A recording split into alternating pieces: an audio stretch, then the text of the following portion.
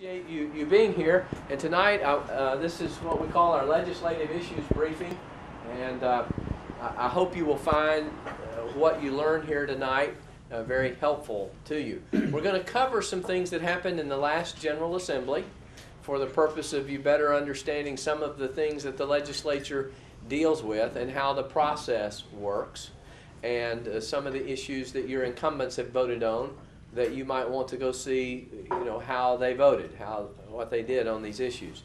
And then we will transition into some of the issues that will be coming up over the next 2 years. The people you elect will be there for 2 years. Your state senator, and you do have a state senate race up this year. You only have a state senate race every 4 years. That person will be there for the next 4 years, obviously. So I want to cover some of those issues. Now, as I mentioned to you when we first came in, and welcome, and I'm glad you're here. This is a little example, and I apologize, the coloration on the TV here is not real good, and I don't know how to fix it. But anyway, the website is not green. But this is our scorecard, and as I said, this is a hypothetical race between Be Good and Willie Cheatham. And you can see how they voted, and then as you can see, some folks will have comments down here that they will make. And right up above is the question and a little summary of each question so you remember what it was about. And you can find that again at our website. Now this is our scorecard. This is Representative Cheatham, who we don't think too highly of. As you can see, he only scored 38%. This is just a part of the card. But you'll see we scored various issues, not all of which were just our bills. I mean, we will bring to the legislature several bills every year, but other people bring other bills that we think are important, and so we covered them, and here's a little brief description of each of those bills. And you can find out more about the particular bill if you need to, but that's available on our website. Oh, thank you. Wouldn't want my power to go down. At FamilyActionTN.org, FamilyActionTN.org. Now, one of the bills that I want to cover, this was a bill that we brought, and I want to cover a couple of these bills, in part because I think they're important, but also because of what transpired about them to help you get a picture for what happens at the legislature. This is called the Academic Freedom Teacher Protection Act. And we had a couple of incidences occur a couple of years ago where in science textbooks it referred to the creation story as a myth. And then we had another situation that occurred in Rutherford County where the teacher was essentially being very, very critical of intelligent design and creation. Not that those subjects are taught. She voluntarily brought them in order to criticize them and condemn them. Didn't really, as it turned out, know much about them, and then had the students write a paper about why the separation of church and state was so important to protect America's foundation and history in the science class. And so we realized that there are a number of people who are growing increasingly fearful of helping people think through the strengths and weaknesses of evolution, climate change, any of those kinds of things, even cloning, because the greater scientific community will just come down on you. And if you've never seen the movie Expelled, you might find that very interesting. So we worked with an organization who graded our textbooks and said, your science textbooks, when it comes to presenting the full side of the story, are really horrible. I think some of our textbooks got a D, the rest got Fs, okay, on about 10 different subjects that ought to be looked at. And so we brought forward this bill to say that the schools should encourage critical thinking about all scientific theories that are studied. It did not change what scientific theories are studied. It did not add creationism or intelligent design. It just said that the ones that we already require you to study, teachers should be encouraged to develop critical thinking skills, help them understand the strengths and weaknesses of the theories. That's how science advances. And you can't be disciplined or fired if you're trying to help students do so. Well, as you might imagine, it created quite a bit of controversy among the reporters and the evolutionists. They kind of went ape over the bill, you might say. And said all kinds of things about the bill in terms of what it was going to do. It was going to bring religion into the classroom, and we were going to be destroying scientific discovery. And I want to play for you just a little clip of one of our representatives, Representative John DeBerry, who's from Memphis. John is actually a Church of Christ minister. And the lady that you will see in just a moment when I pull up the clip was a professor from Vanderbilt who had come in to testify against the bill and explain all the horrors of the bill. And so I'd like for you to be able to hear how Representative DeBerry responded to her. I think you'll find it interesting. Representative John DeBerry, you won't be recognized at this time. Can you hear? Thank you, Mr. Chairman. As we've sat through this issue this year, the only people that I see opening the door to evolution or, debates against intelligent design and so on and so forth are those who are coming in saying that if we don't think as you think, that we're a bunch of idiots. And I'm taken back from it. And you're very clear about what you say, because you voice your if clauses very, very carefully, very, very academically, and in such a way that, as usual, academians coming in saying that anybody who does not agree with them is some type of idiot. Now, I do take issue with that. I find it offensive that you will come and walk in this body, and whether I agree with you or this legislation or not, that you present yourself in such a way that you're saying that you, first of all, you put two things in front of us. You put the atom in front of us, you put evolution in front of us.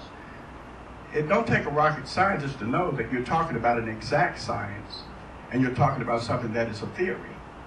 And whether or not I agree or vote for this legislation or not, I take offense with people coming into this body, into this committee, and presenting your opinion, which is exactly what it is, which is as good as my opinion, as though just because you have prefixes and suffixes on your name that all of a sudden you are some type of standard. And I find that offensive. Anyone else have any? Hold on, here's the rest. If I may, and with all due respect, what you presented to us was, and I think you need to go back and really look over your statements very carefully and do a little introspective examination of not only what you said, but of what you thought.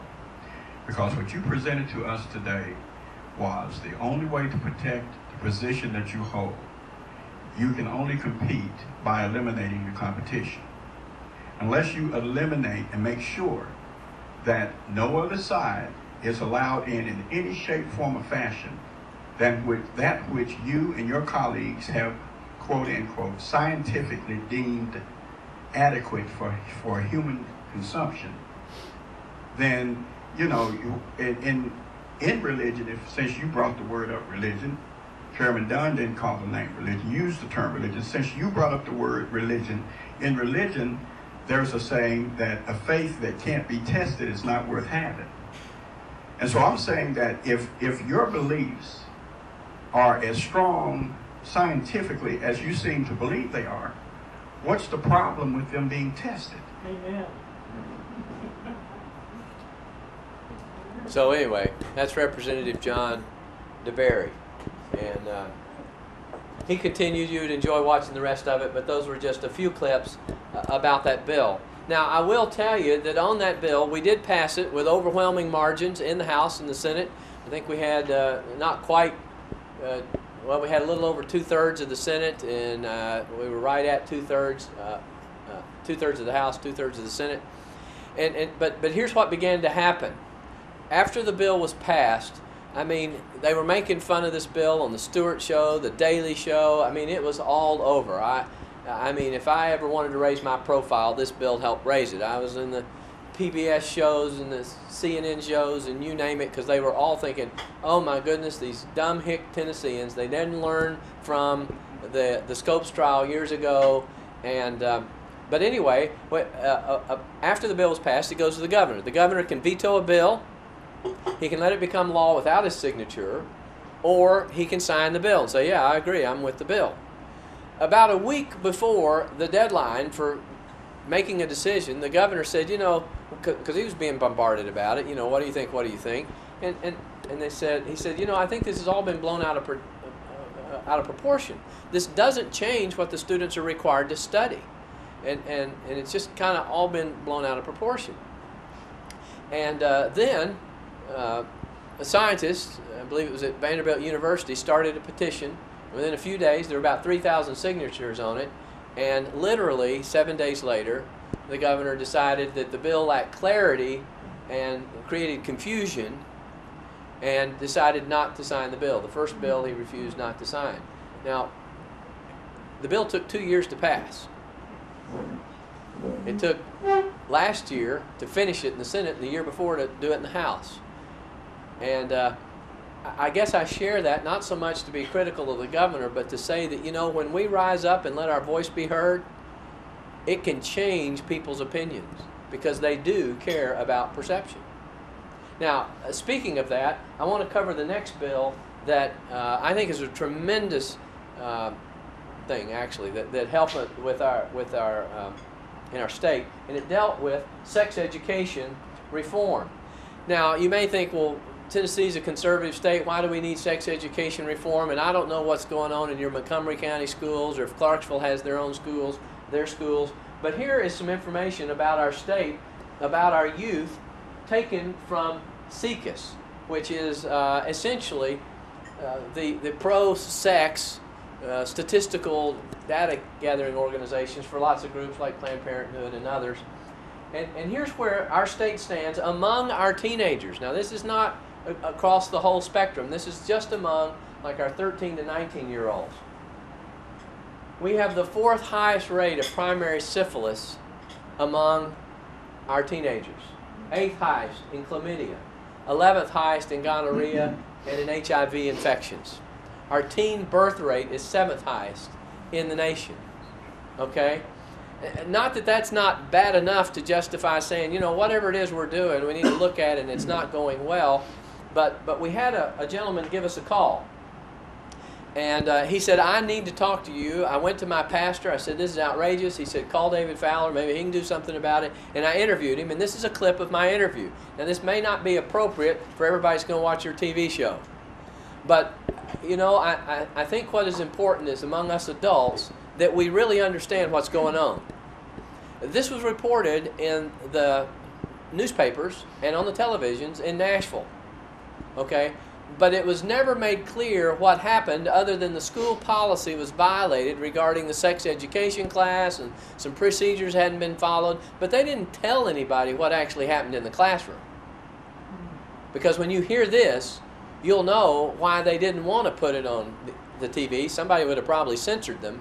And if they had put it on and hadn't been censored, parents would have gone nuts. So just listen to this father describe what his daughter was told as a senior at Hillsborough High School in a class of boys and girls. The class, and the teacher told the children, boys and girls, if you want to put a condom on your partner, she said you need to suck their penis. That's basically what she said. She told them. So what she did, she put a condom inside her mouth. She put her mouth over the anatomical model. And when she pulled her mouth off of the model, the condom was on the dildo. Okay? In other words, she said, look, we know you're going to have sex, but you got to wear a condom. Guys don't like them, so if they don't want to put one on, then you need to give them oral sex, and you can put it on that way, and let me show you how to do it so that it will go on and stay on. Now, Planned Parenthood teaches in some of our schools, and Planned Parenthood even teaches some of our teachers. They provide the sex education training for the teachers for the school systems that don't bring them in. Now, again, you may want to edit this video, but you go to Planned Parenthood's website, which website is given out to the students, and you Google birth control. Among the things they recommend for birth control is outer course, including oral sex play and anal sex play, showering together and masturbating each other.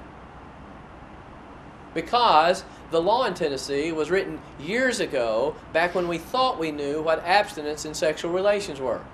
But the law just simply said, you shall encourage abstinence from sexual relations, which got redefined, as you may remember, several years ago through one of our presidential office holders. And so there was the liberty to say, well, as long as you can't get pregnant, you're abstinent.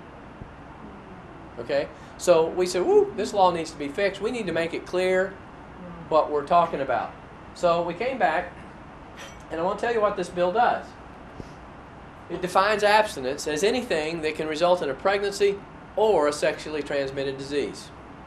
So no more oral sex as a form of birth control. Okay? It prohibits outside organizations from even teaching in the school system if the organization promotes gateway sexual activity and non-abstinent behavior. Under the law, really, a Planned Parenthood should not teach in the schools, even if they change their curriculum for the class, because as an organization, they don't promote it. They will establish credibility in the eyes of the students, and students will go to the website and find all kinds of other things, including some DVDs that I would, or videos that I would not want to show you. Okay? Then it requires schools to investigate. If a teacher breaks the law and promotes gateway sexual activity, parents now have the right to require the school to investigate, make a report, show its investigation, show its findings for discipline, if any, and they have to file it with the state and the chairs of the education committee in the legislature. Because when some of these situations arose, in Knoxville there was a situation, and the situation here, the state didn't know what was going on. And they said, you know, we don't know what's really problems are taking place out there. And so, yeah, we want to know. So for the first time, we'll know collectively if people are intending to obey the law. And the last thing, and this is the kicker, is it allows parents to sue any outside organization that comes in and promotes gateway sexual activities. Now you may say, well, who can afford the attorney? But we covered that by saying you're entitled to recover your attorney's fees if you can prove that they taught your child gateway sexual activities. Now I will tell you, that has really, that's what drove everybody nuts. I mean, and you can imagine, this was another one of David premiering on CNN and the LA, I mean, it was on the Daily Show and the Stewart Show. And what you began to hear was, oh my goodness, we're going to have teachers sued because they don't stop kids from holding hands in the hall. How stupid could our legislators be? And you may have seen some of that. Well, now I want to walk you through this, but I want you to first hear, again, John DeBerry. Last year, he was sort of my hero.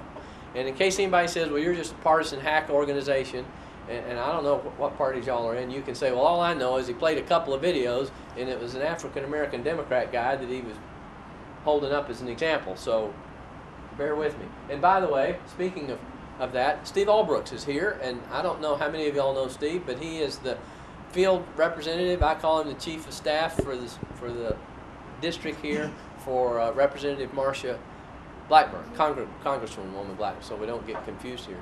Now, have y'all always had Montgomery County? We have had about 3/4 of it, and we're richly blessed, and after redistricting, we're going to have all of it. Okay. Okay. So you have an office here, and Steve, we appreciate you coming by to listen tonight. And but anyway, here's Representative DeBerry, and what you need to appreciate is in the House. Most of the time, when legislators make a little speech or ask questions, they stand at their desk with their microphone. They don't go down to the front. John went down to the front, and you'll know why. And I want to get your attention for just a moment. And I want you to listen to what I have to say, not because I'm saying it, because it's pertinent to this issue. Now, we'll sit on this floor and we will debate, and we just did this yesterday. We just talked about a budget.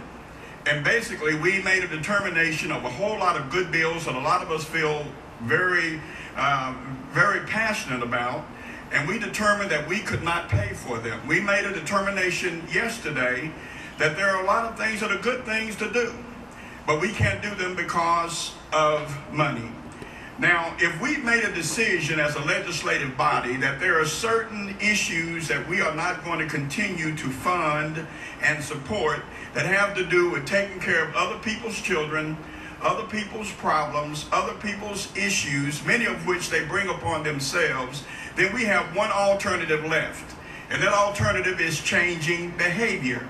Everything we do here as a legislative body is about changing behavior. Every law we make is about changing behavior. Everything we put in the statute book is about telling somebody that you can't do something that you might have a propensity to do in a natural way. But the law says you can't do it, so don't do it. The law don't make people great people. What the law does is says there are consequences to what you do. What we're doing is we're creating a society where there are no consequences. We tell people you can do whatever it is you want to do. Don't worry about it. We're all going to pick up the mess. Once you make your mess, we're going to come right behind you. We're going to clean up your mess. We've got laws where guys can go out and make babies, and all you got to do is take the baby to the 7-Eleven, lay the baby at the 7-Eleven. Hey, we'll get the baby, and for the next 20 years, we'll pay for the baby. We'll raise the baby. We'll educate the baby. And we've got departments right now that we spend millions of dollars for doing nothing other than taking care of other folks' children. Now, I want y'all to hear me and don't go out and demonize me and say that that guy is an idiot. But I'm talking from the standpoint of the fact that this is what we do. We have a Department of Children's Services because there are people not raising their children, not feeding their children, not clothing their children, not educating their children, not raising their children. And because of this, we have a whole state department that takes care of somebody else's mess. And then we want to come and sit on this floor and be arrogant and be aloof, be naive, be in denial, and say, hey, we can't tell people what they shouldn't do. Well, when we don't tell them what they shouldn't do, then we end up paying for what they do. So at some point in time, we have to say, change the behavior. In my 18 years on the floor, that's the only speech on a bill, of the substance of a bill, that got a spontaneous standing ovation, or even an ovation. Now, a lot of people applaud when somebody's retiring or leaving, or the Lady Vols are being recognized for winning the championship. But it was just boom, standing up to say that man has finally said what is true. We've got to encourage people to be responsible. We can't afford not to anymore. Now, I want to go through this idea of gateway sexual activity, but I want to play for you now. This is Representative Craig Fitzhugh, and he's going to speak in committee. He's heard the bill a couple of times about this gateway sexual activity thing, and I want to play this for you so that you can appreciate what it is you hear often in the news versus reality. Okay? You will notice in this clip that he refers to section or title 39 of the code. You'll notice that he refers to clothing and touching as indicating that he's read the definition. Okay? Listen to what he has to say. Thank you, Mr. Chairman. We've heard this, I've heard this bill twice in education and twice in finance, and I'm still having a little difficulty. This gateway sexual activity is something that's at least hard to define. I think we're really opening up more if we go to this than what we have now. This does include touching, clothing, that type of thing. It's clear. I can't find the 39, but I looked at it the other day. So we're talking about activities like holding hands or hugging or doing something like that. That could, if a teacher doesn't recognize this and doesn't do anything about it, then he or she is in danger of being sued. It's a policy that. Okay. Now, one, you've already heard me tell you that a teacher of a school system cannot be sued. The school can be required to investigate what happened and make a report and its disciplinary findings, but only outside organizations can be sued. Now, he mentioned clothing, touching, Title 39. I can't find it right now. Well, I want to show you what the bill says. Dissenters, this is the Tennessean, said the bill's definition of gateway sexual activity are too vague and could force teachers to define when students hold hands or kiss under threat of lawsuits. Okay, he said it. They repeat it.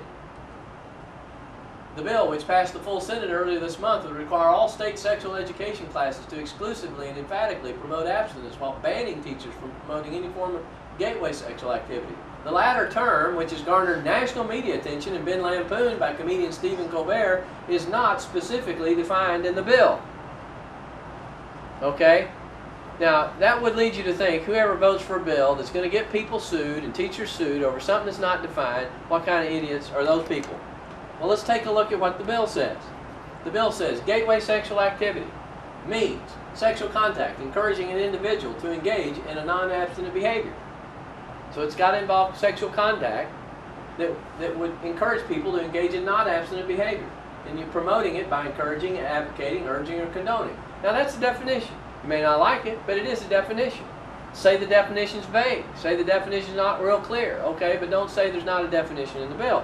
But we defined what sexual contact was as saying it means sexual contact is defined in 39-13-501 of the code, which is what Representative Fitzhugh referred to, Title 39. Now, that section, just so you know, is the section that defines sexual contact for purposes of prosecution of sexual crimes. So it's pretty clear. And it's been used for a long, long time to put a lot of people in jail for, okay?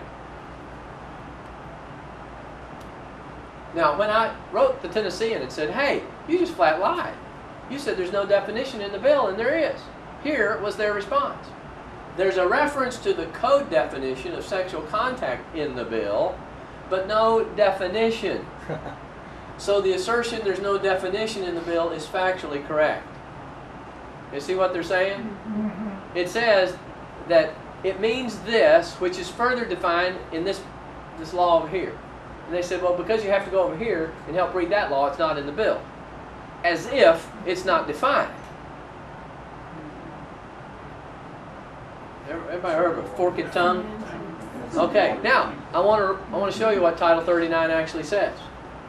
Sexual contact, this is the definition, is the intentional touching of any other person's primary genital area, groin, inner thigh, buttock, or breast, or the intentional touching of the clothing. See, he mentioned clothing. Obviously, he'd read it, hadn't he? He noticed clothing, he noticed touching. Of the primary genital area, repeated again, if the touching can be reasonably construed as being for the purpose of sexual arousal or gratification. Now, I actually went to some of the reporters and I said, they're going to say this is, because, you know, it's got repeated in committee. And I said, hey, look, it doesn't even mention toes. So if you have a foot fetish or a toe fetish, you know, have at it. It's not covered. Teach all that you want, okay? And they would laugh. But you see, that has nothing to do with kissing or holding hands. Nothing. And I just want you to appreciate that there are people who will get up on the floor and they will lie. And because they have lied, then the press feels like, well, they said it, so it's therefore news, and I'll repeat it. And Joe Citizen reading it has no idea that they're repeating a lie that some of the reporters were even told they knew was going to be a lie. Okay? And then you have to appreciate what happens. You got people calling you who would be even on your side. The lady who helped us draft this bill works for an abstinence organization, one of the strongest across the state, provides curriculum across the state, and one of her board members didn't know we were working on it, read this stuff in the paper and called her and said, oh my gosh, Leslie, you need to step in here and help. This is awful. They said, hey, we wrote the bill. Oh, well, they're saying, no, no, no, no.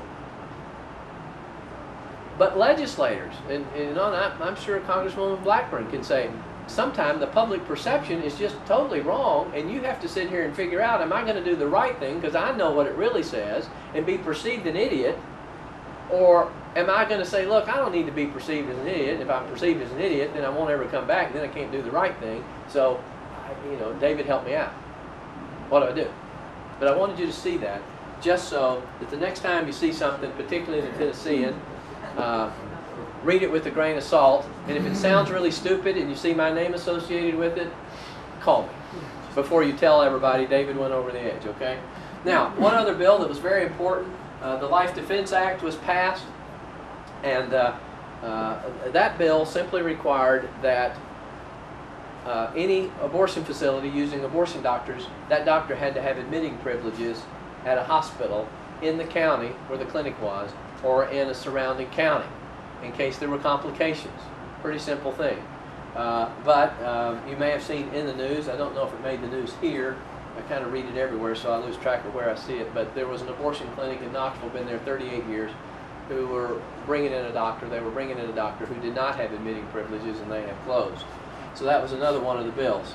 Now, one of the other things that's happened up there quite a bit, this is a report, you can't see it very well, but it's from January of 2011 by the Center for American Progress, an organization initially helped get started by, and I think still funded in part by George Soros, if any of you have heard of him.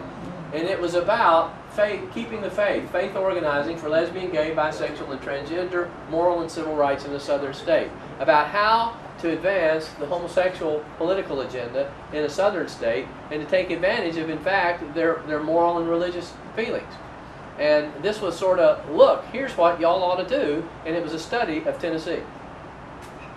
Okay?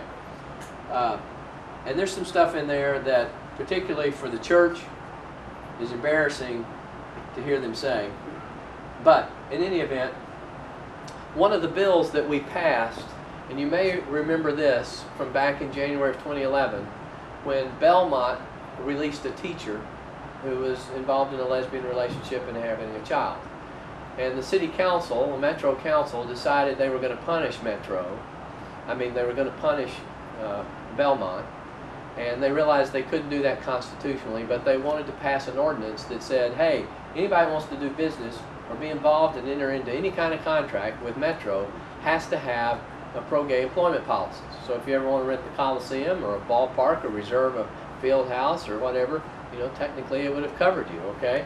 And arguably, the way the thing was written by Metro was so poorly written as a legal matter that if you were simply providing the deli sandwiches for a lunch that the mayor was hosting, you would have entered into arguably a contract, and you would have had to change your employment policies, okay? But in any event, we passed a bill, it's the first in the nation, that said, hey, we're not going to allow every city to decide what protected classes it wants to have. If veterans want to be protected, that's fine. Come up to the state and convince them that veterans need to be a protected class so that everybody is under the same rule. We don't want to discourage businesses in a bad economy from growing by being fearful that if I go from Clarksville into Nashville, then all of a sudden my business has to change its personnel policies. And I wouldn't have gone if I was going to know that. But now I've gone, and now I'm stuck, and I've invested money, and what do? And that's just not good. And we passed a law, and it did not target anybody. It just said, if you're not in the list the state protects, and you want to be protected, come to the state, make your case, and we'll make everybody abide by it. But we're not going to have businesses subject to, in one area, you got to protect this group, and in that area, you got to protect that group, and eventually it's just a mess. Well, we passed it. The national gay, lesbian groups all sued over the bill, and earlier this year, the local chancery court dismissed it and said there's no constitutional violation. Nobody was injured. You're all treated the same. And so it's been appealed, but I feel very hopeful. But, as you would imagine, the very next year there were efforts to begin to repeal that bill. We almost lost one of our members in committee. I was just assuming that nobody would, the same group of people that essentially passed it weren't going to vote to repeal it.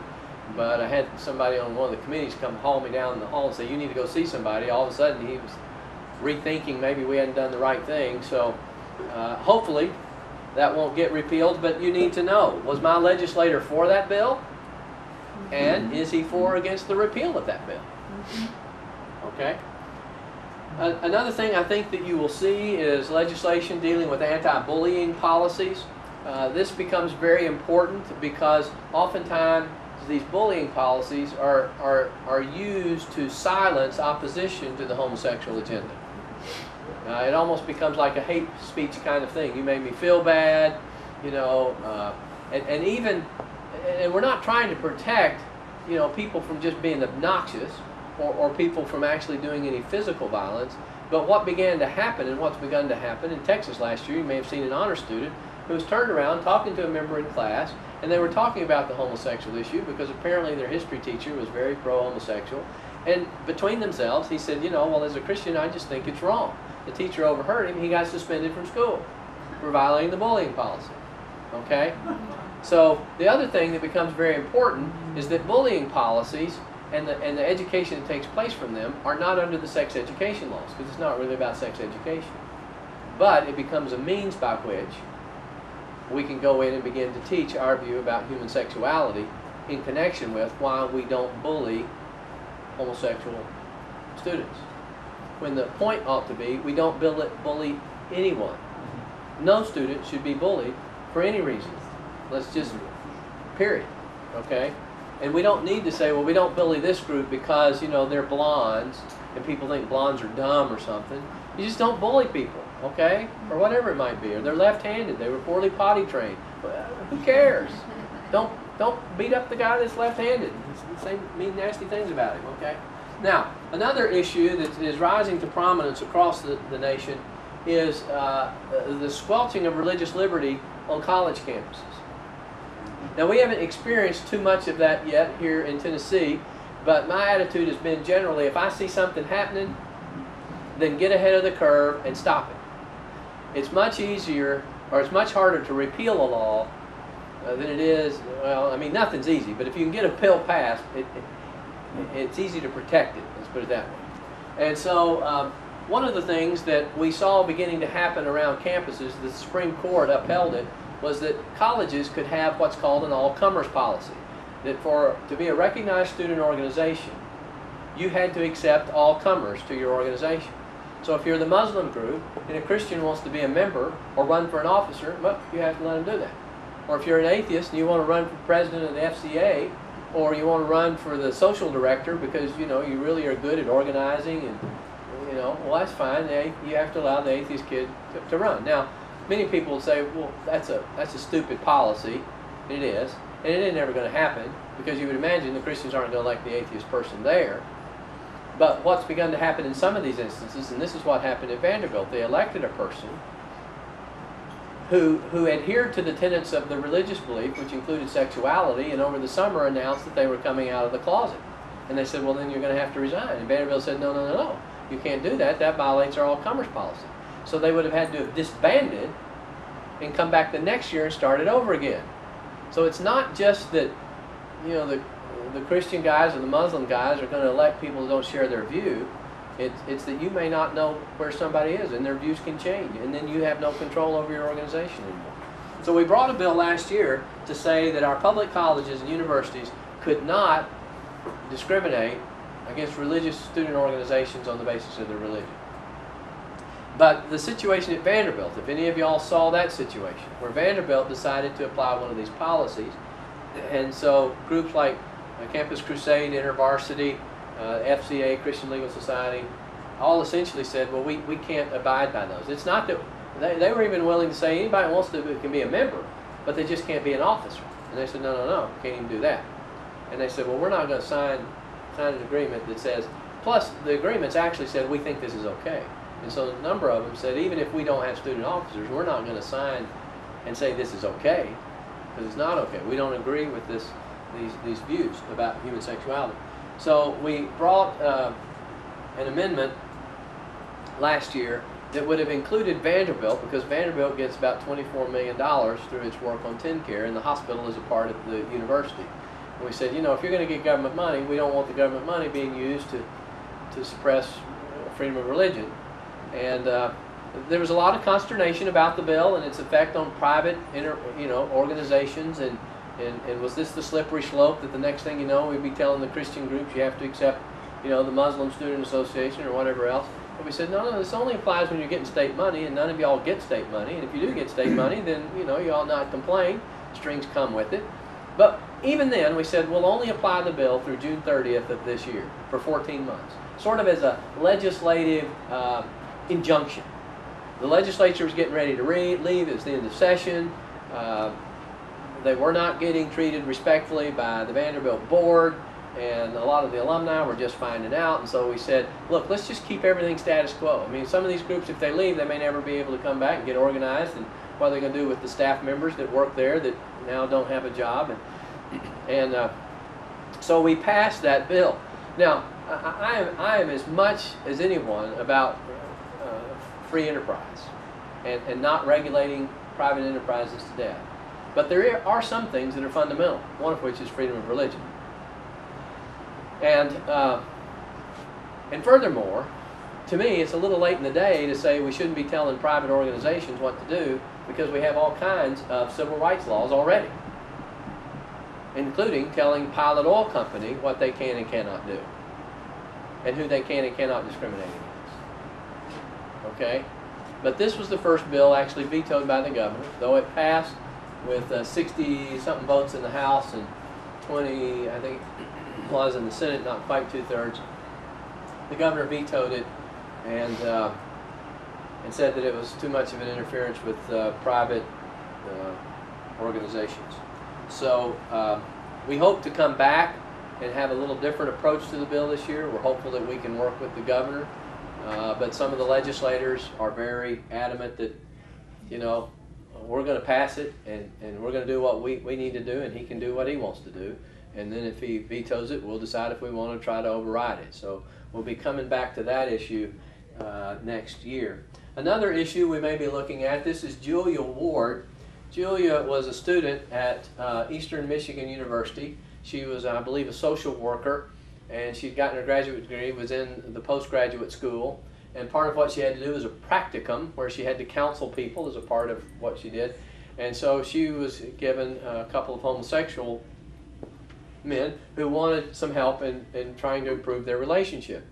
Well, she said, as a Christian, I really can't do that. My recommendation would be they need to get out of that relationship to better flourish as human beings. So I really can't, I can't do that in good conscience. But, you know, let me refer you over here to so-and-so who can, which is typically what the professional model is. If you can't help or unwilling to help, you know, refer them to somebody who can. And she did that, but the university said that is not acceptable and told her that she had to go through diversity training and refigure what she understood about this issue. And she said no, and they kicked her out of the graduate school. Well, a lawsuit was brought in the Sixth Circuit, and she ultimately prevailed. And as you can see, here's how this is perceived. This is called the Friendly Atheist website. And the law that protected her religious liberty to say, I really can't counsel you, you need to go to somebody else, was referred to as the Julia Ward is a Christian Bigot Act, which gives you a sense of the hostility that we're dealing with. Okay? So I anticipate that our organization will be bringing a bill to try to address that issue, at least with respect to, again, our public colleges. I'm not aware that any have done it. I'm not aware of any private schools having done it. But again, my thought is that we get ahead of the curve with our public universities, not let them get there. If they do begin doing that, it'll be harder, again, to stop something that's already started. For example, already the UT system has adopted policies about sexual orientation and gender identity protections on their campus, even though that's contrary to what the state law says. Because those people are appointed, and they're unelected, and they're not accountable to anybody. And you may have just seen recently where something was brought up, and one of the universities was like, how dare they be telling us what to do? And it's like, well, you're a state organization funded by the taxpayers. You know, charge enough tuition, pay your own bills, and then don't complain, you know, and then you know.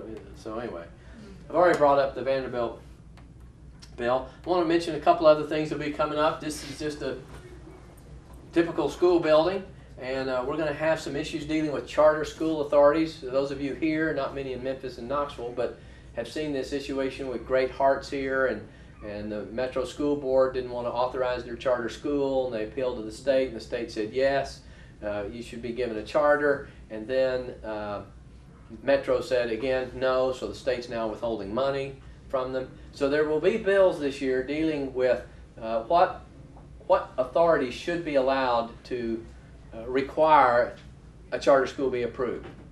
Now, one of the thoughts is that there should be a statewide chartering organization. And you know, I don't know that exactly really how I feel about that. I haven't thought that much about it. I do think that the centralization of power is often not a good thing. And if that power is centralized in people who are appointed and unelected, you know, that's an even worse thing. because then there's nobody that's accountable, and at least with school boards we do have accountable people, and if we don't like the decisions they're making, we can run against them and beat them. But I know that's going to be an issue, and we'll have to look very carefully at that issue to balance between local school systems that oftentimes aren't interested in providing parents options, who are more interested in protecting their system than they are in the education of children, but because of that not doing something else that's almost worse.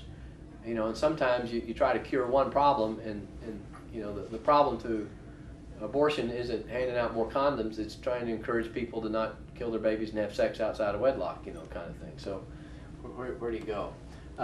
Opportunity scholarships. There'll be a big discussion about this. There was actually a bill passed in the Senate that for the major 4 metropolitan area students in poor schools would be given an opportunity to go to a different school, and a portion of the state funds would follow them to that new school. And that did pass the Senate. The governor was a little concerned about, had we thought through all of it, so it didn't move in the House. There's now a study committee taking place to study this issue to figure out how do you really do it. The governor's indicated he may in fact present his own bill, maybe in part because you know, if the legislator presents a bill, he's not in control of it. And if he can have his own bill, then at least he's in control of maybe the issue. So we'll see. That's going to be a very contested sort of issue. Again, about, you know, public money and where should it go, and should it go outside the quote public school system. And I think it raises a wonderful opportunity for a lot of discussion about whose money the government really has, and whether we're interested in systems or education. I mean, it's just going to be I think a wonderful opportunity for a great discussion about education. But anticipate seeing a bill on that. Again, it was voted on in the Senate, so depending on what your view of that is, you can find out how your incumbent senator voted on that issue, and you need to find out how they might stand on that issue going forward, the challengers and as well as others. Another bill that I hope we can address sometime in the next 2 years is about defending our law. This is a little commentary that I write. I write a commentary every Friday along with some key headlines. And we saw in California that the state attorney general over there refused to defend Proposition 8 after it passed. So there was nobody left to really defend it. They had to go to court to get the right for an outside group to actually defend the state ballot initiative. And then in Illinois, the state attorney general there, when they filed a lawsuit to say the ban on same-sex marriage was unconstitutional, she not only didn't defend it, she joined the plaintiffs to argue that the state law was unconstitutional. And actually, our law is very similar to the one in Illinois. Now, I'm not saying that today our Attorney General is going to go out here and fight against our own laws, but again, my personal view is you need to watch about the concentration of power, particularly if it's not accountable. In this case, the State Attorney General is only accountable to the 5 justices on the Supreme Court who decide whether to appoint him or her to a term or another term.